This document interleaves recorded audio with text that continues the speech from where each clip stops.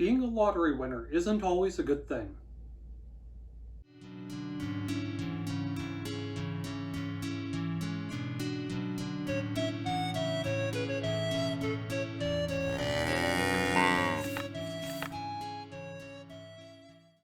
Hi everyone, I'm Jacob, I'm the Cowhat Librarian, and I'm here tonight to talk to you about Loteria by Karla Valenti. Now, I stumbled onto this a little while back. It's a brand new book in my library, and I thought it would be interesting to talk about it. Our main character, Clara, is an average girl in Mexico. She lives with her mom and her dad.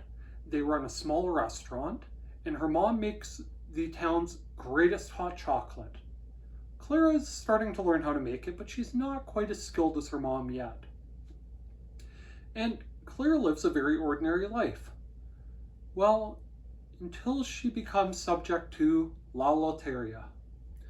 You see, life and death, also known as Katrina, play a game called La Loteria, and it randomly selects one person to be the subject of their wager. And La Loteria is a game very much like bingo.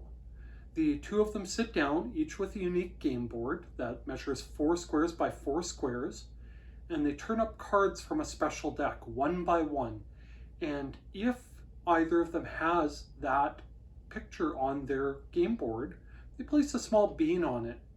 And when either of them gets 4 in a row, they win. And by win, they get to control the fate of the person who's the subject of Loteria. If life wins, Clara will be gifted with a long, happy life.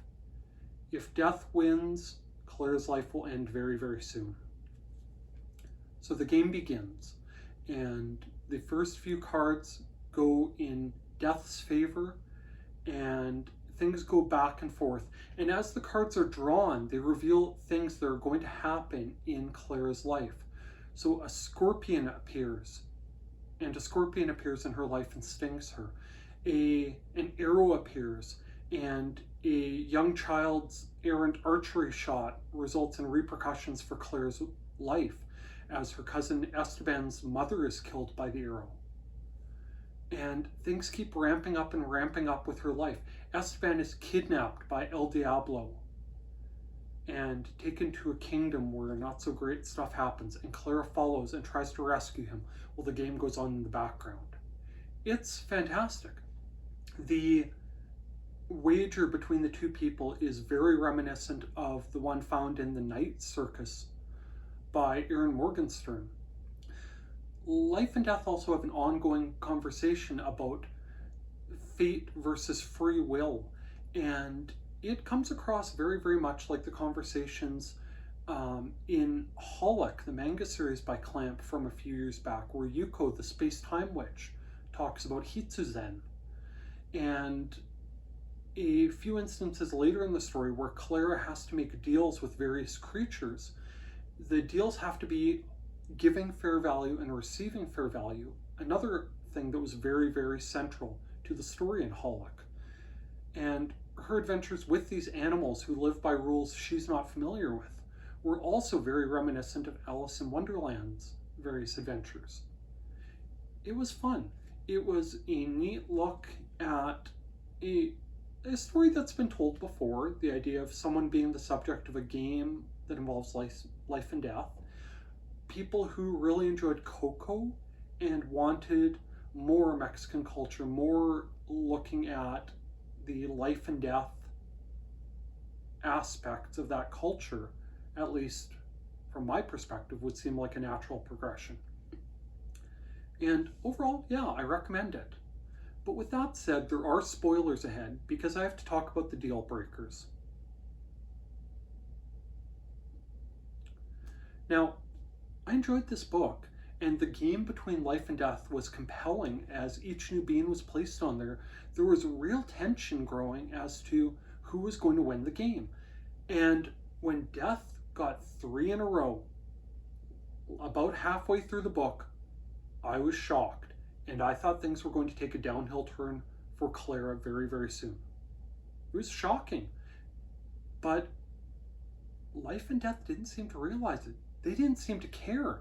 They made a quick side remark about things becoming interesting regarding the specific card they drew, but nothing about death getting 3 in a row, nothing about Clara being potentially 1 card away from a very untimely death. The author may have been trying to leave it to the reader, but the illustrations of the game boards and the beans on them are fairly hard to decipher in the grayscale they're printed in this book. And I can't see them leaving that to chance. If it was meant as a big thing, the character surely would have commented on it. And in fact, later on, when Life gets 3 in a row, Death comments on it. And when she gets 3 in a row from another way, she comments about them being tied up again. And it seems really, really odd that she would get 3 in a row so early in the game and not make a single mention of it. It was very out of place. The other thing I'm going to complain about has to do with the ending. Now, later on in the story, Esteban is captured by El Diablo, and he's brought to the king of this kingdom, and he's sentenced to this cave where once a day, the children who are in the cave have their finger pricked and a drop of blood stolen, and it steals a year from their life to keep the king young. And so the people in there are children, but they've been rapidly aging over the course of things as their blood's been taken. Well, Claire ends up there, and Life wins the game. Now, in the strictest sense, the words of the wager between Life and Death were that if Life wins, Claire would have a long life. Not live to an old age, but a long life. And when she ends up in that cave, she does make a bit of a deal with Life and Death to trade her winnings for something else, namely to let her cousin go free. But it all seems very odd. It feels like they're applying really, really odd logic to magic. I expect magic to make sense, and the idea that there was a fair deal made where she gave up her winnings from Life to free her cousin, I can understand that, but if she was giving up that winning, does that mean her life was restored to its natural length? Does that mean that Death won instead and she should have died early? It's not really clear. And following that, Life and Death get into an odd discussion about how Clara actually gave them a gift because she showed them a way out and gave Life a choice in awarding the prize or not, when previously they felt they didn't have any. And it all ran thin to me. Okay, I'm not quite sure what the author was trying for here. In my opinion, my limited, humble opinion, I think it would have been better if the trade was worded in a clearer way.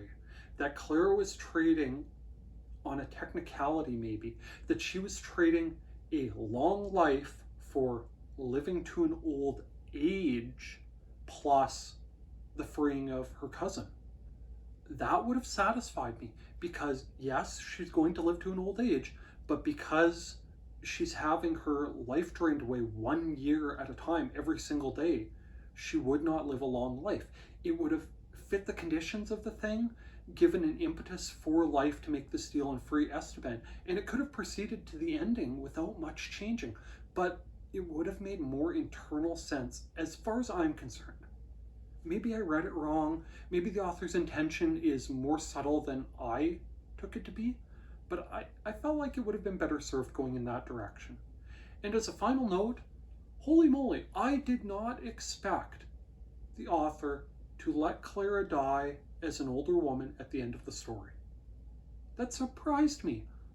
The way it was written felt victorious, that she won La Loteria. She should have had a long life. She found a way to get her cousin freed. The king is ultimately overthrown and the people in that cave are freed.